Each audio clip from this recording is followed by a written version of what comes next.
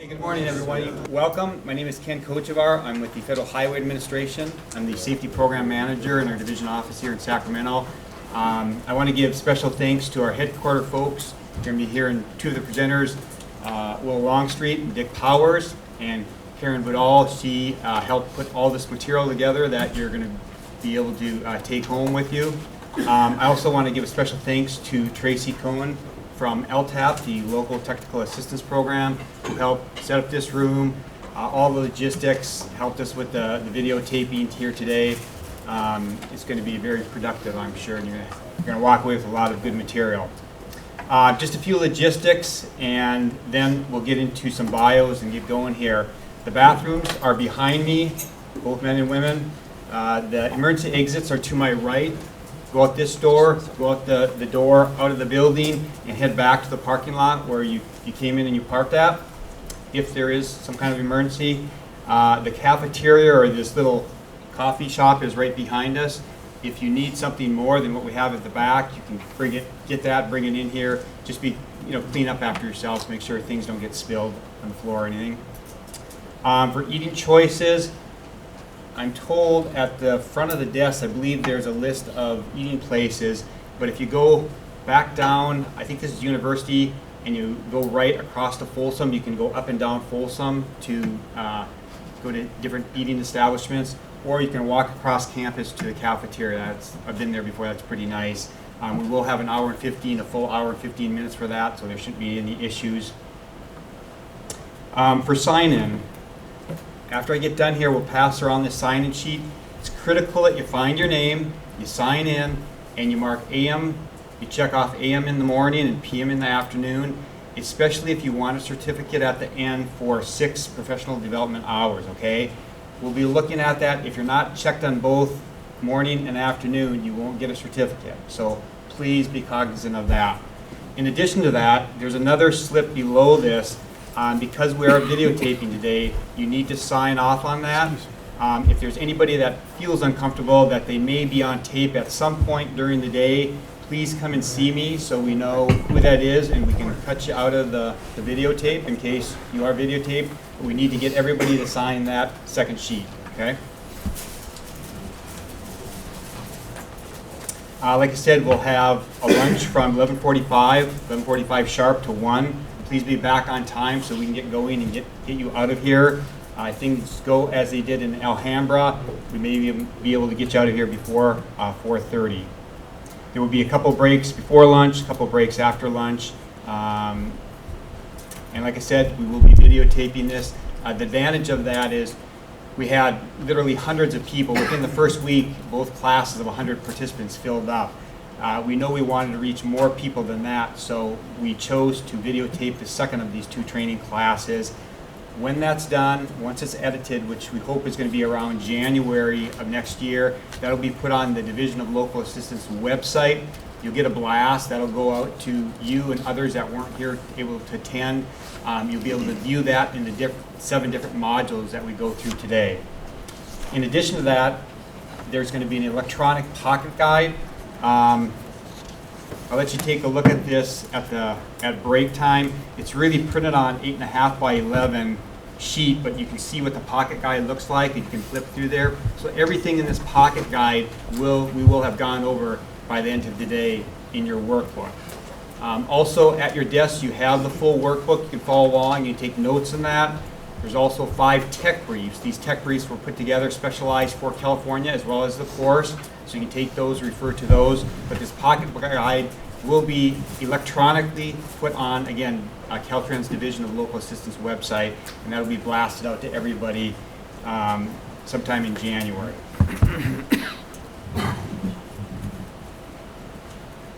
One other thing I want to take just a minute to sort of introduce to you. In the first module, Will would be talking about roadway departure, and he'll be speaking on the things we can do to prevent vehicles from going off the road, and then once we leave the road or depart the road, that's really what a lot of the class or the training is centered on today. Federal Highways has something that's called 9 Proven Safety Countermeasures. If you look at this laminated, it's a 1-page double-sided laminated sheet. You're going to be hearing, they're going to be touching on in the first module, number 1 countermeasure, which is really delineation, marking, signage, and something we call high friction surface treatment. We'll be touching on number 4, the longitudinal rumble, strips and stripes, and also number 9 on the back page, which is called the safety edge. This is something that you can take with you if you'd like. If you don't think you have a use for it, just leave it at your desk and I will pick it up at the end.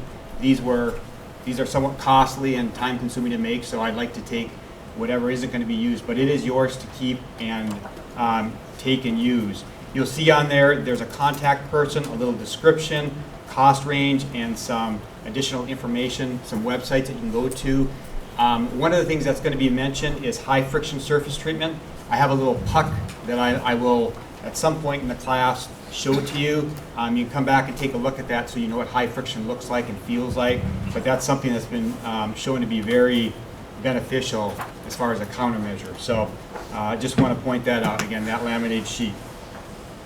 The last thing before I go over bios is, along with this training, this past Highway Safety Improvement Program cycle, call for projects from CalTrans Divisional Local Assistance, we thought training is great, but you need some money to go along with it. So we took, of the approximately 80-90 million that CalTrans gets each year, the Division of Local Assistance, we took 23 million off the top that is going to go to locals for guardrail upgrade and terminal upgrades. So not only do you have the training, if you see something out there that's wrong, that needs to be replaced or upgraded, but you're going to have the money now to do that. And that money has been divvied out amongst the CalTrans 12 districts. So 23 million along with the training, that should do some good out there. So before I do introductions, are there any quick questions for me on some of the logistics that I went over? Any questions at all? Presenters, did I miss anything? We good to go? Okay. So if you'll bear with me for one more minute, I think it's pertinent to read through these because the two presenters you have here today, together they have about 70 years of experience, and I've worked with both of them. I've seen them present on Tuesday, and you'll walk out of here with a wealth of knowledge. So let me start out with Will Longstreet, who's going to kick things off after I get done here. Will holds a Bachelor of Science degree in Civil Engineering from the University of Pittsburgh. After graduation, Will immediately began his career with Pennsylvania Department of Transportation with experience in construction, maintenance, and design, with a focus on construction management and bridge design. While in Central Office Bureau of Design, Harrisburg, Pennsylvania, Will managed most of the PennDOT highway safety specifications, including successful crash testing of PennDOT's highway barrier standards. Will also served in the Bridge Quality Assurance Division, reviewing both preliminary and final design packages. He retired from PennDOT in 2008 with 27 years of his service. Then he moved over to the good side, Federal Highways. Back in November of 2008, Will started with FHWA Office of Safety Roadway Departure Team, Headquarters, Washington, D.C. His duties include managing highway infrastructure safety programs, most notably the delivery of roadside safety hardware training to 16 roadway departure-focused states within the past 8 years, and writing FHWA's memorandums posted on FHWA's policy and guidance website for the implementation of the AASHTO Manual for Assessment of Safety Hardware, also known as MASH, Roadside Safety Systems. Will also reviews requests for roadside safety systems for FHWA product eligibility and conducts semi-annual review update of FHWA crashworthiness policy and procedures. Will's professional organizations include many, just a couple. He's a member of the Transportation Research Board, and he is also the secretary of the AASHTO Technical Committee on Roadside Safety. Our second presenter or speaker today is Dick Powers. Dick is the primary instructor for this training. He has over 30 years of experience in highway safety and roadway departure issues, from identifying problems to researching traffic barriers, crash testing, and developing policy. Prior to his retirement from the FHWA in 2007, his primary duties involved reviewing crash test reports for traffic barriers and other safety hardware, including bridge railings, guardrail to bridge rail transitions, crash cushions, and barrier end treatments to determine compliance with appropriate national standards and acceptability for use on public roads. Mr. Powers drafted the original version of the AASHTO Roadside Design Guide in 1989 and served as secretary for the AASHTO Technical Committee for Roadside Safety, the organization that periodically updates this document. He was actively involved in these updates as well as facilitating and conducting the National Highway Institute Roadway Design Guide training throughout the U.S. for over 15 years. He has delivered close to 100 workshops in road safety and design, as well as barrier design and installation. He received the TRB Kenneth A. Stone Roadside Safety Award in 2008 for his contributions to the field of roadside safety. Mr. Powers has been the lead instructor for the FHWA Focus State contract since 2009 and used his expertise to develop and deliver both the designers and inspectors training courses, the technical briefs, and the pocket guides. So those are the bios for the two gentlemen that are going to be speaking. Once again, I'm going to pass the sign-in sheet around. Make sure you sign your name and the AM, and then in the afternoon we'll pass around this to sign in or to check the PM, and make sure you initial the waiver for the video. One other comment on the videotaping: if you have to get up and go, that's fine. If you have to walk in front, please bend down so you don't interrupt the videotaping. We appreciate that. And with that, I'm going to turn it over to Will, and we'll get started.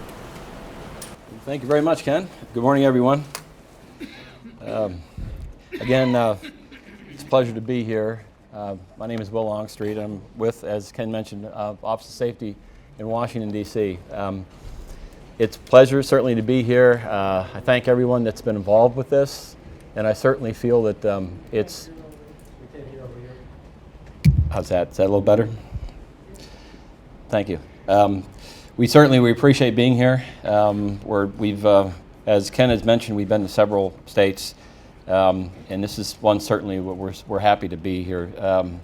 But with that, what we'd like to do is get started here, and we'll start here with slide one. The one thing I'd like to share with you, and this doesn't really come back that far. It started back in the late 60s. There's a little history I'd like to share with you this morning. It'll take a minute. Congressional hearings in the late 60s. Several road builder engineers made comment to the effect that we design roads, not roadsides. This in turn was strongly rebuked by Committee Representative John Blatnick, who was a Democrat from Minnesota, who stoutly responded. It is the height of cynicism to contend that drivers should never have left the roadway, or that many of them must have been drunk, or somehow the driver was at fault.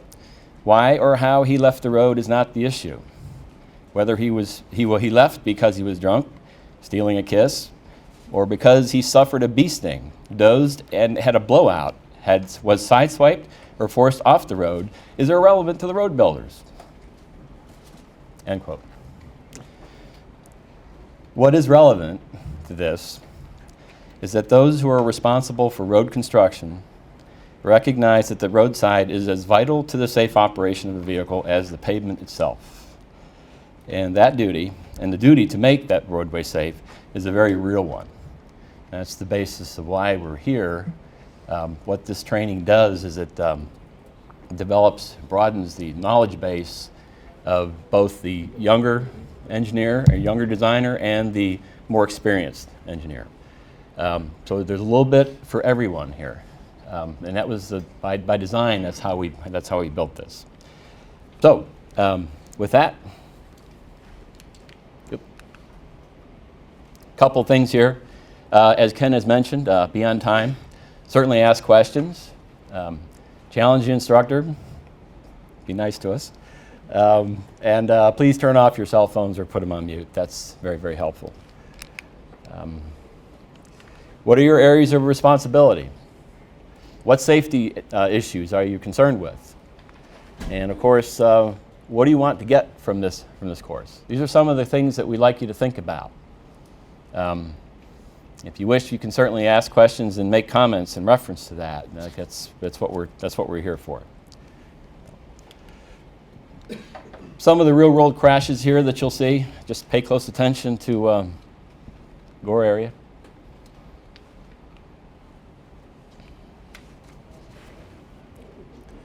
That's a tractor trailer. They call that a TL5 load. Another one here.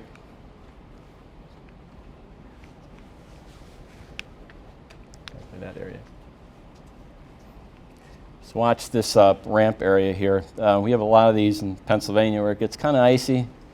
When he spins out, a lot of times you see damage on guardrail right there at that point of the ramp.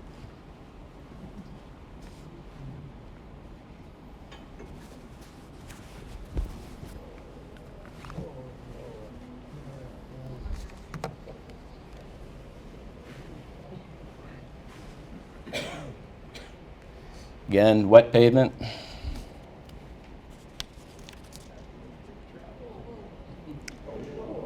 For some odd reason, somebody just cut in front of him, went right over the barrier. Now just pay close attention here. There's a motorcyclist right there.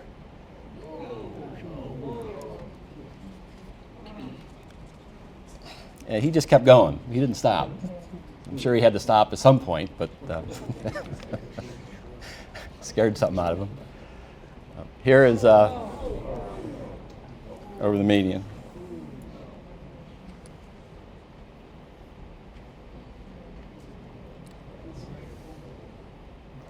Pay close attention to toll booths.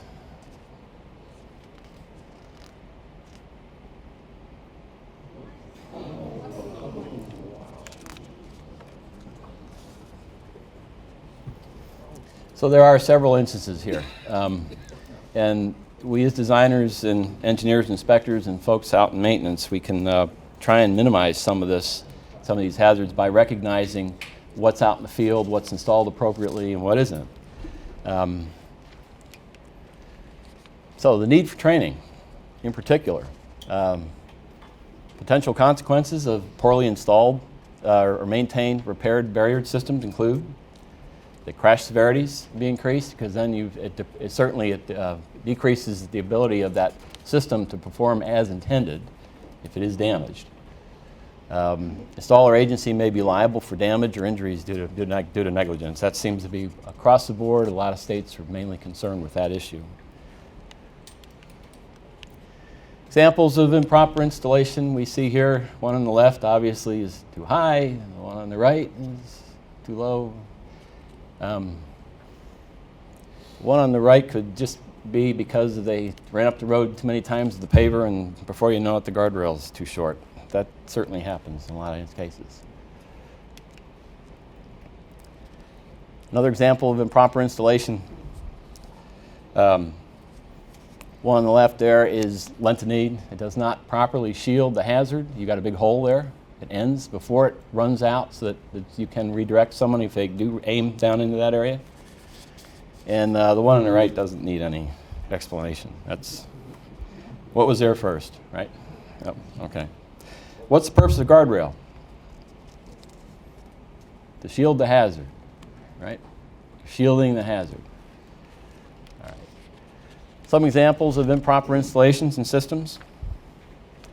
You see the one on the left is there's a bolt through on post 1 that is incorrect.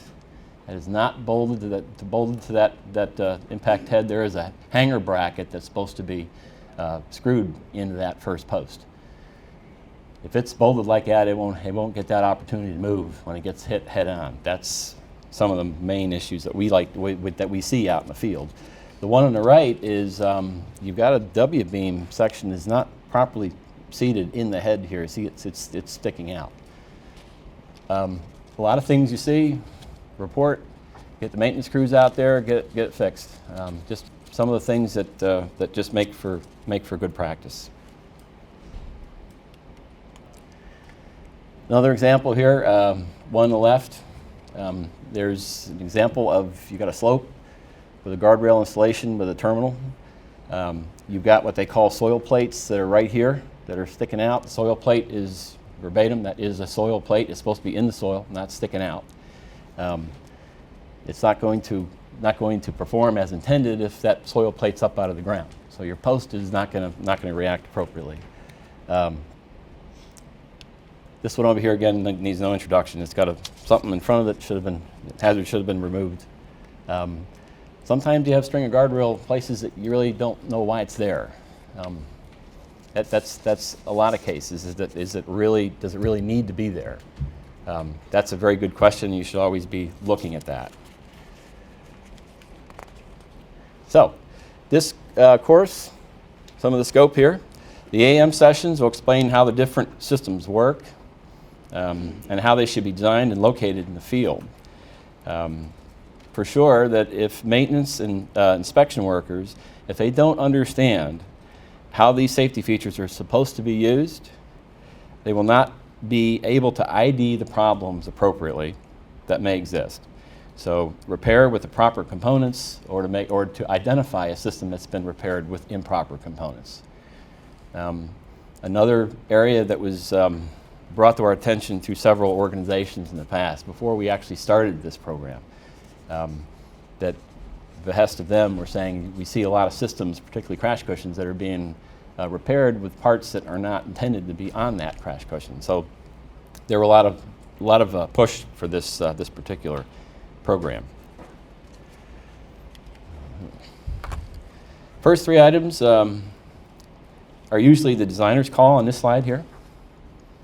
But being aware of the barrier performance and characteristics and basic design principles, inspection and maintenance personnel can recognize problems and ask the appropriate questions before installation. If they've got something on a plan, they can always work that out. So designers often locate safety hardware with no real understanding of what the actual field terrain looks like.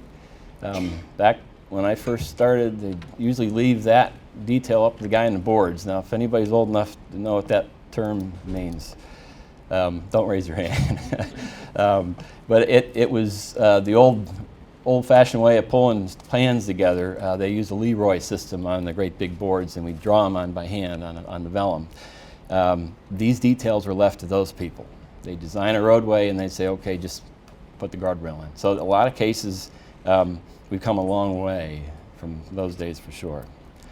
It may be possible to greatly improve the performance by moving the system, either upstream or downstream, in order to get your length of need appropriately addressed.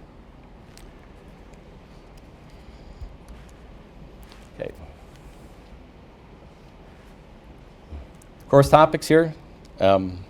Please note before we go any further here, we use the term clear zone, and that's been fairly consistent either through the roadside design guide, which is the AASHTO manual, or it's a guide. California uses clear recovery zone, so they're both the same. So each time we do say clear zone, we're talking about clear recovery zone. I think folks are probably more familiar with that term.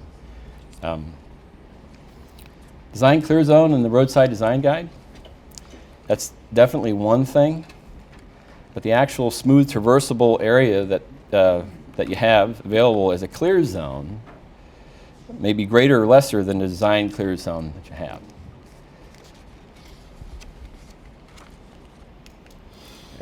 Okay. Session 5 talks a little bit about guardrail design. Session 6, you've got the guardrail terminal installation common errors. And then Session 7 will wrap up with the maintenance of systems. So what our goal here is that at the end of this session, you'll be able to identify that need for training. Get your colleagues to come to this, start performing this more and more. The intention here is once we make this delivery, that your local folks will have this and they'll be able to keep going with it. You'll be able to reuse it and start putting it on some type of training calendar. You'll be able to describe the primary roadside safety concerns in California, understand when something needs to be addressed and the appropriate action, and of course identify low-cost strategies, keeping vehicles on the roadway. Some data here that we pulled together before we come out here, so it's pretty fresh. You see California is at you've got about 46% of roadway departure crashes in 2015. So you got a total fatalities versus roadway departure. And that's fairly consistent with a lot of other what we call focus states of roadway departure. More than that, greater than the national average of what roadway departure fatalities are. And there are several states that have been identified. California was certainly one. So approximately 3,000 annual traffic fatalities, almost half were single vehicle runoff road crashes. It's a lot. Something's distracting. Something's happening. People are going off the road. And they don't go home at night. Now, when it's somebody else, you say, hey, that's too bad, but when it's a relative of yours, or a brother or sister or a mother or father, or someone that's very dear, then you're hoping that never happens. But it's a real statistic. Looking at it a little bit differently, we get to do this kind of stuff, where I come from. You look at your fatality rates, some of the higher density areas certainly rise up to the top, you see here. But when you start really looking at fatalities per population, that top one's a rural county, isn't it? Yeah, yep. Interesting, isn't it? It does. It's eye-opening. And to tell you the truth, this isn't uncommon. We see a lot of this in some other states as well. So you got the same issue. Nationally, this is what this looks like. 3 of the top for roadway departure fatalities are first and foremost would be rollovers. Number 2 would be trees. Oops.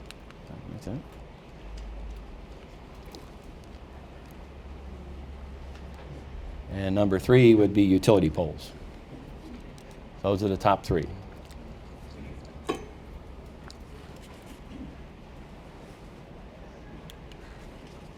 Again, we do define these through first harmful or most harmful events. This is a lot of that data broken down into those two separate categories. First harmful is what happened first. Most harmful, it may have happened as a secondary, but it led to the demise of the driver.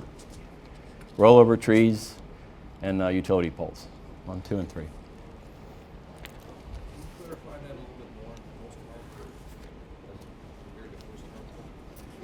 First harmful being what the first action was when the vehicle went off the roadway. Was that what killed him? Most harmful, it might not have been that first strike. It could have been something else, a rollover, or something hitting a tree, some type of issue afterwards.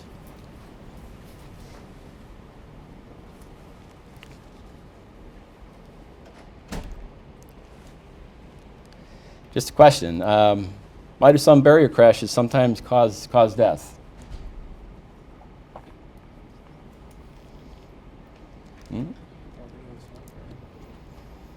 Yeah. Could be.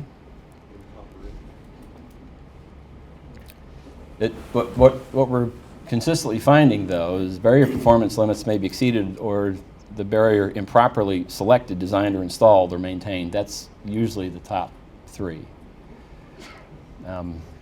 Afterwards, you start looking at what happens afterwards. The crash investigators go in and we start looking at that, and we've been working with them for the past 2 years here in California. They're usually telltale signs of improper maintenance. Components that weren't used appropriately. Something went along the lines of installation. So that's a real issue. So again, training like this can help you become a little bit more understanding of that, a little more cognizant, be a little more aware of that. You'll be able to identify these issues and quite possibly do something about it if you're able to.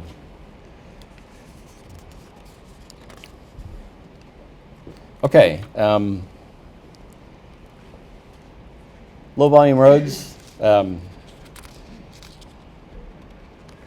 Limited funding for sure. Some of the challenges that you're facing. Limited rights of way. Constantly that's an issue. It's off the right of way. You can't remove a tree because it's off the right of way. Limited manpower, equipment resources. Definitely environmental concerns. and just that lack of experience, which is what we're hoping that we can try to alleviate a little bit with continual training like this.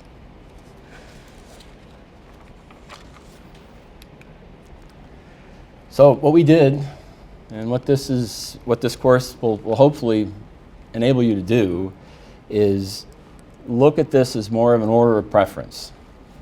First and foremost, keep the vehicle on the roadway. That's what we need to do.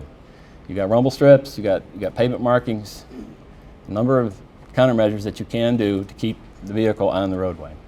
We're going to talk about those today. Removing the hazard, number 2.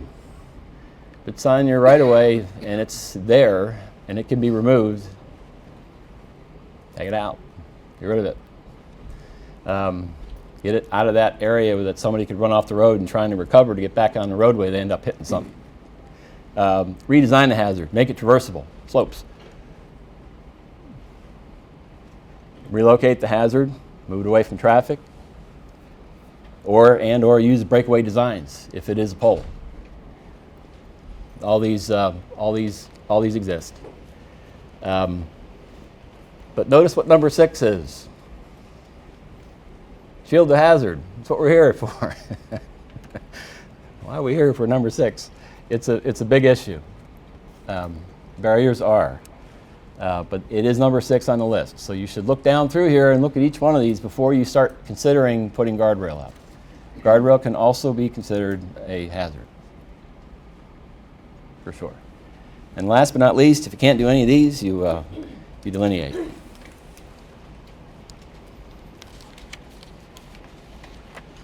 Some low-cost strategies here. The next series of slides will then address this first bullet, which is improved signing and marking. Create or expand the clear recovery zone.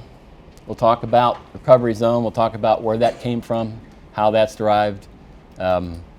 Certainly give you a little more information on where those numbers come from, particularly at the roadside design guide level. Upgrade or install traffic barrier. Terminals to current standards. And that would be, at this point, MASH. We're looking now at transitioning from the 350 devices into MASH, and that's the trend. Old NCHRP 350 was 1993.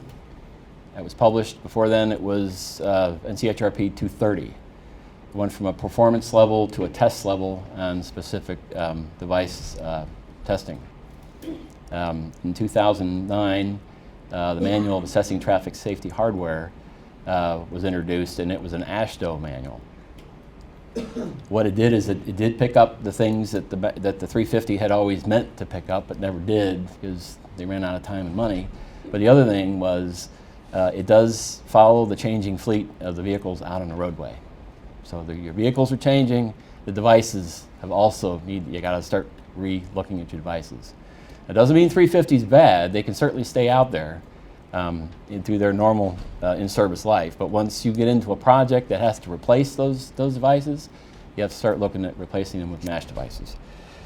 So with that, I'd like to introduce our next speaker, is Dick Powers. Dick is going to talk about improved signing, marking, and delineation, and he's got several good slides to show you. Dick? Good morning. This is the first presentation we've made that's been officially videotaped. So I guess to some extent I have to be a little bit more careful what I normally say, but I will say right up front that any opinions I express are my own and they do not reflect upon KLS Engineering, the Federal Highway Administration, or the state of California, okay? Now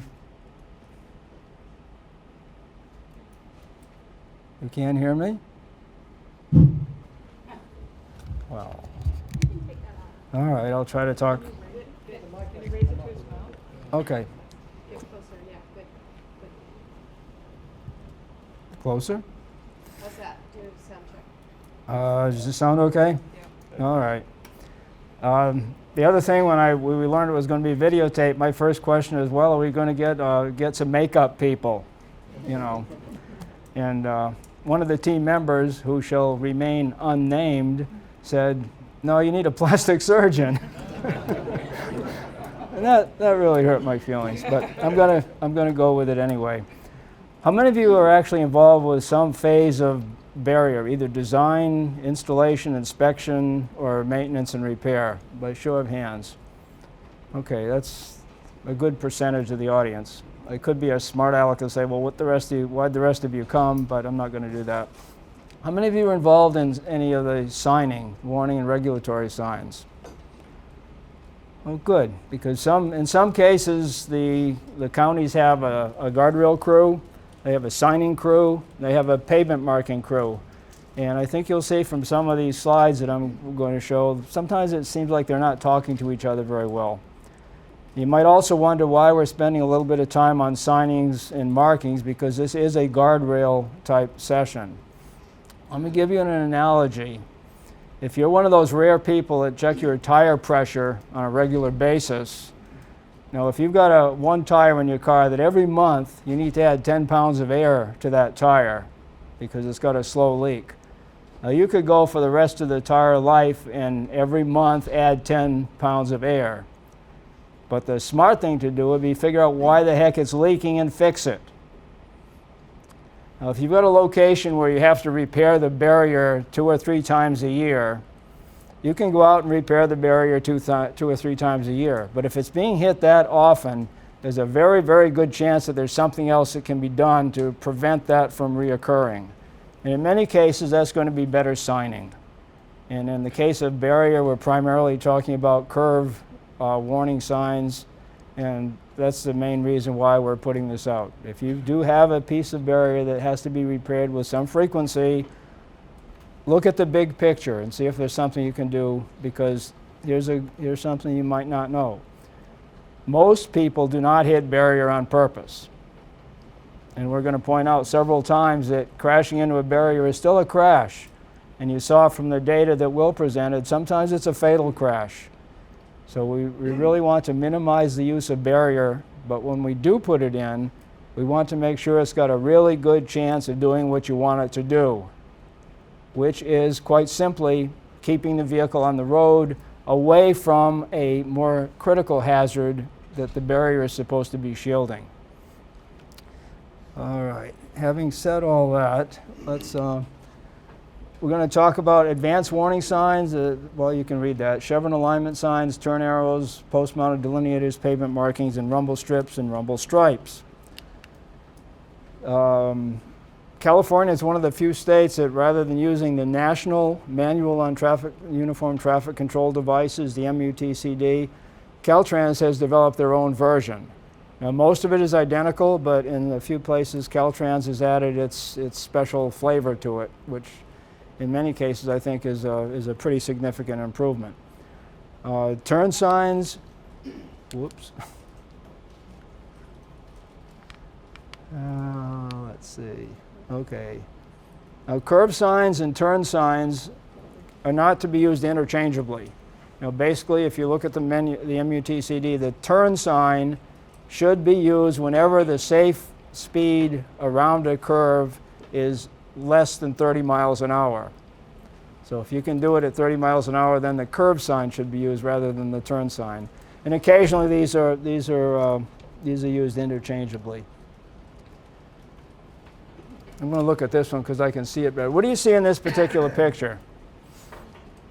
Good, bad, or whatever.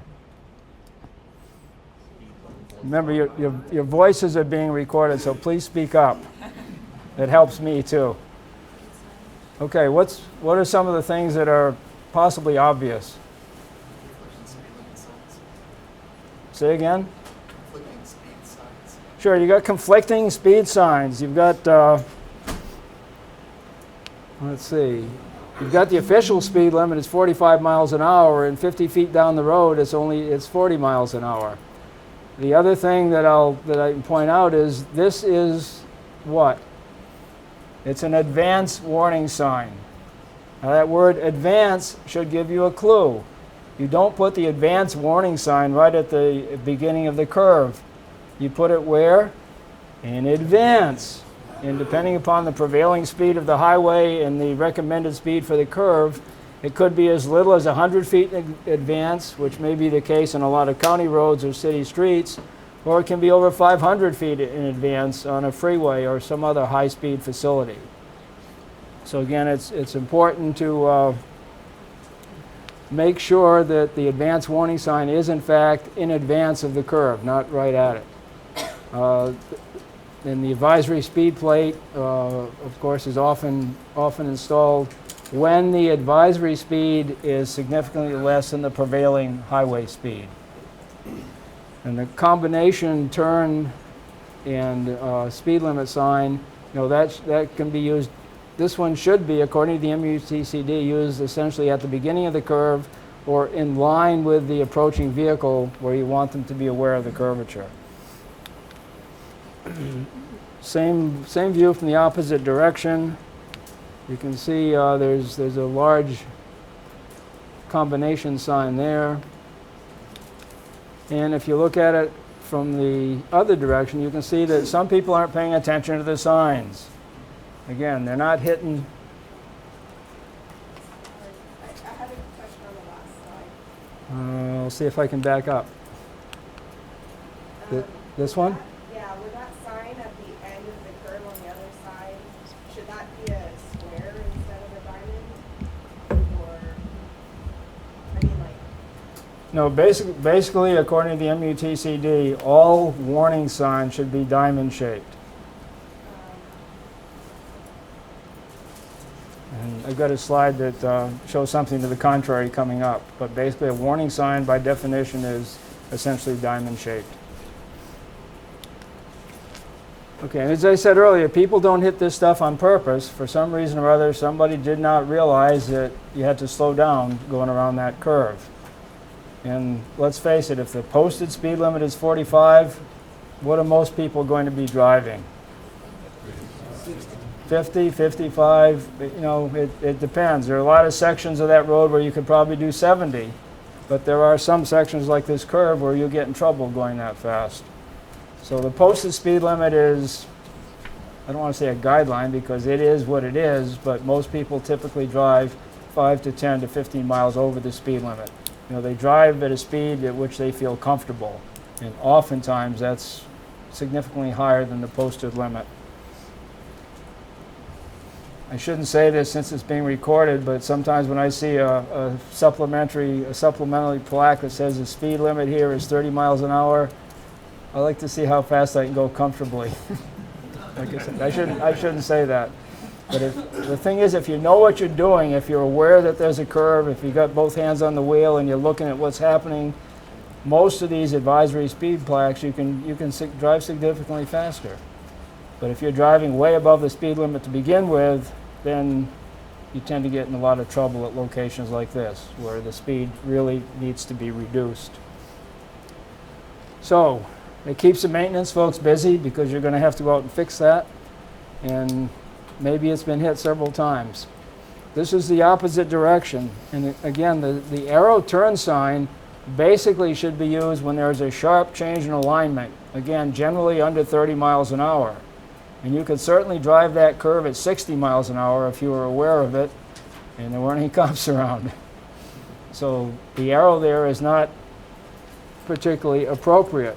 This would be an excellent curve to have the chevron alignment signs, not just from this direction of travel, but from the opposite direction as well. In this direction of travel, you're closer to the barrier, sure, but if you're going too fast in this direction, then what could be even more dangerous is you're likely to slip over into the opposing traffic lane. And as bad as a crash into a traffic barrier may be, a head-on collision is way worse.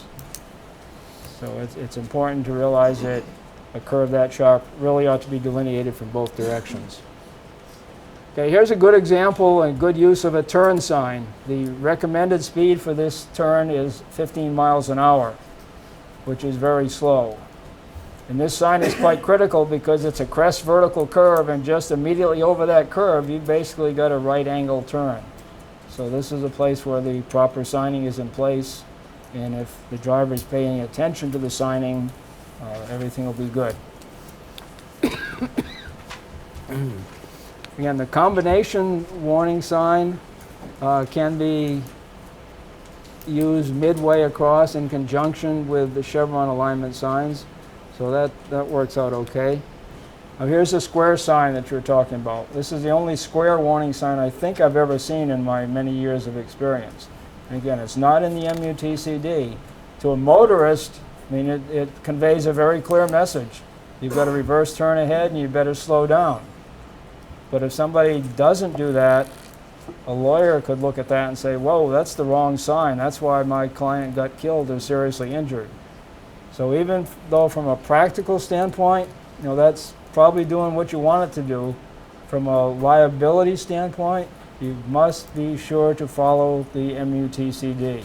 Use the correct signs to minimize your problems. The chevron signs, I've seen these misapplied all over the country. Now, common sense would say that if you've got a curve that requires chevrons, the first one is at the beginning of a curve, the last one is at the end of the curve, and then they're equally spaced depending upon the traffic speed throughout the rest of the curve. You know, I've seen chevron signs used by themselves, which is a no-no. I've seen a lot of misapplications. Again, these aren't advance warning signs, so if you have a curve that's sharp enough to warrant chevrons, then there ought to be an advance warning sign as well to let somebody know what's happening. And again, according to the CalTrans MUTCD, if the advisory speed is 15 miles per hour or more, or I guess less, below the approach speed, they're required.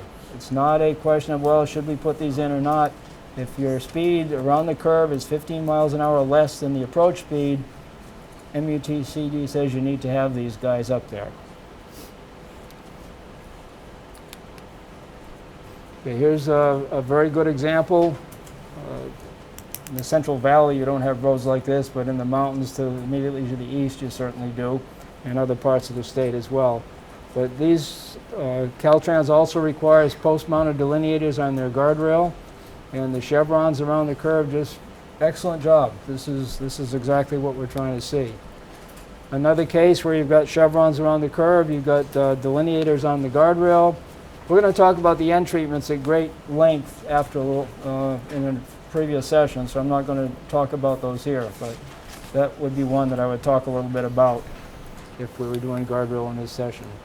Again, another area where you've got really good chevron alignment signs, but you've got some guardrail that's in a pretty vulnerable location, and it doesn't exactly close that gap. If somebody missed the turn, they're flying through the air for a long ways. How about this? Good use of chevrons. Now remember what I said earlier, the most effective use shows one at the beginning of the curve, one at the end of the curve, and the rest equally spaced throughout. Now if this is, pardon? Oh, I'm sorry. How about if I do it this way? Perfect. Until my arm gets tired. Okay, thank you for pointing that out. It's like going to one of those third grade school plays, you know, you want to see a kid in action and you can't hear a darn word anybody's saying on the stage. You know, I don't want you to have an experience like that. Okay, again, if this curve is really sharp, a turn arrow would probably be more appropriate. If you're going to use the chevrons, then again, they should be spread out equally through the curve, not grouped all together in one spot. That kind of defeats the purpose of them in the first place. Now again, in some of your mountain areas, you've got a lot of roads like this. And I'm not using this to illustrate clear zone, because this is not what we mean by clear zone. But this, of course, is one of the canyons north of Los Angeles where you had the huge fires earlier this year. And it's definitely cleared out the vegetation. But the main point of the photo here is you've got a lot of roads with nothing but curves. Now, is it appropriate to sign every single curve? Can you afford to sign every single curve? No. And the MUTCD has taken that into consideration. You've got a winding road sign. And again, your MUTCD is very explicit. If you have a mountain road that has nothing but continuous curves, what you do is sign the first curve with an advance warning sign, with a speed advisory plate, possibly with Chevron alignment signs. And then for the second curve, you put up the winding road sign. And you put a plaque underneath it that says next 5 miles or next 10 miles or whatever. And then you're good to go, except that if that section of road has any curve that's significantly sharper than the very first one, that curve should be signed independently. Okay? All right, turn arrow. We've already talked about that. Sometimes it can be used in conjunction with the Chevron alignment signs. This is the location where you saw the 15-mile-an-hour turn sign right over the crest. This is what you see after you go over the crest. So again, very good delineation, and high enough up so you can see it. And we've got an arrow sign, which is not particularly appropriate because you don't have that sharp a turn. That's not a 30-mile-an-hour turn. You do have Chevron alignment signs in this direction of traffic, but from the opposite direction of traffic, that curve is not quite invisible, but it's harder to see. Generally, when you use chevrons, you should have them on both sides. They should be visible from both directions of travel.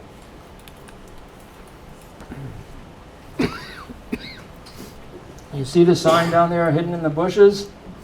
Okay, this of course is a turn arrow, and basically according to the MUTCD it should be right in line with the approach traffic.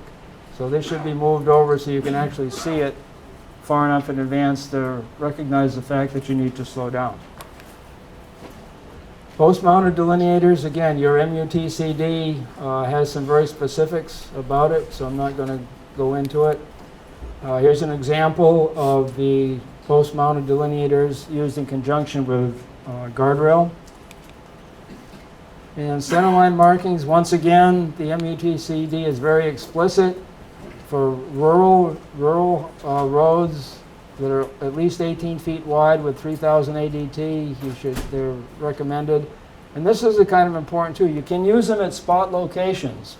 You know, the pavement marking doesn't need to be continuous along the entire road.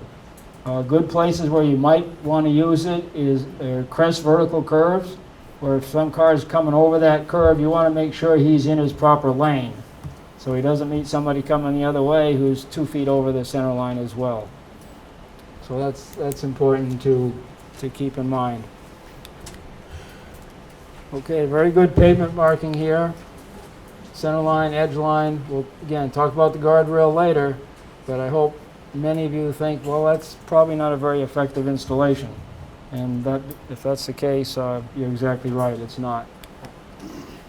When I was here earlier this year getting the pictures for the presentation, we actually found a county paving crew or striping crew renewing the edge line. And talking about edge lines again, there's some actual requirements. 20-foot, 6,000 ADT for rural arterials. It's recommended for anything up to 3,000. And again, you can actually use edge line markings without center line markings. Can anybody think of a good application where you might want to do that? When you don't have a full lane width. Okay, when you don't have a full lane width. In many cases in the county roads, I suspect you all have some one-lane bridges, because I saw a couple of those when I was here. So for a one-lane bridge where it's not wide enough to put in a center line, you can certainly put in edge lines to keep the motorist away from the bridge, which railing is probably not crash-worthy anyway. So it doesn't have to be continuous. And you can use wider edge lines if you want greater emphasis. Again, here's an example of the old stripe, which is losing reflectivity, and the new stripe that the county crew is currently putting down. And here's an example of an 8-inch wide edge line. Again, some states are using those for emphasis. You know, often on horizontal curves, but sometimes throughout.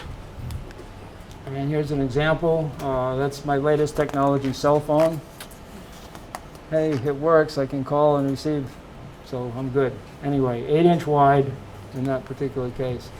I'll talk a little bit about rumble stripes and rumble strips. A rumble strip is simply indentations in the pavement that cause the car to vibrate when the wheel goes over it. A rumble stripe is a rumble strip over which the paint has been applied.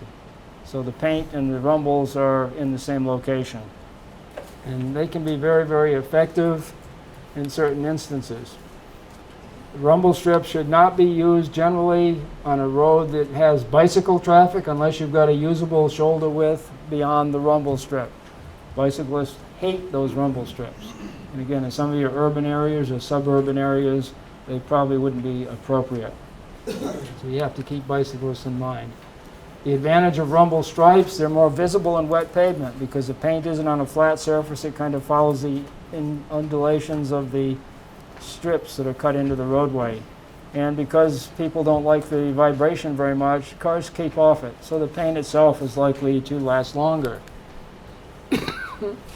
Here's an example of a shoulder rumble stripe. And again, you've got a good shoulder if you have bicycle traffic in the area. You've also got a centerline rumble stripe in this particular location.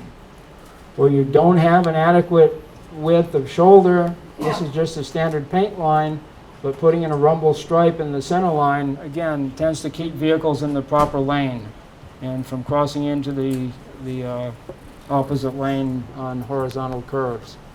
Again, this is what it looks like in daylight. Back in the 1990s, Mendocino County, and I don't think there's anybody here from Mendocino. I didn't see it on the sign-up list. But they initiated a project where they decided to look at their county roads and streets for signing and marking. And they looked at, over a 3-year period, they looked at about a third of their facilities each year. And they concentrated on curve and non-standard signs, and they upgraded everything to the MUTCD. Okay, we're talking about low-cost improvements, and the results were just absolutely stupendous. They looked at the upgraded county roads, the ones that they upgraded the signing, 40% reduction in crashes, 61% reduction in fatalities, 42% reduction in injury crashes. And they sort of had a control section because the county roads that they didn't upgrade had a 27% increase in crashes. And during that same period, the state highways had a 3% reduction. So you can see those are very, very significant numbers. And again, signing is probably the least expensive improvement that a county or a city can make. So again, it's something very important to keep in mind. So we talked about the need for training. We saw quickly a few examples of stuff that just isn't going to work if somebody hits it. In many cases, that wasn't installed improperly. It was designed improperly. You know, you can have a perfectly good terminal, but if you got something that's going to stop the car dead before you get to the terminal, you know, the design needs to be reviewed. We talked about the roadside safety concerns. 3,000 fatalities a year, one of the highest of all the states in the country. Not terribly surprising because you got so much traffic in large population centers. But approximately half of those were single vehicle run off the road crashes.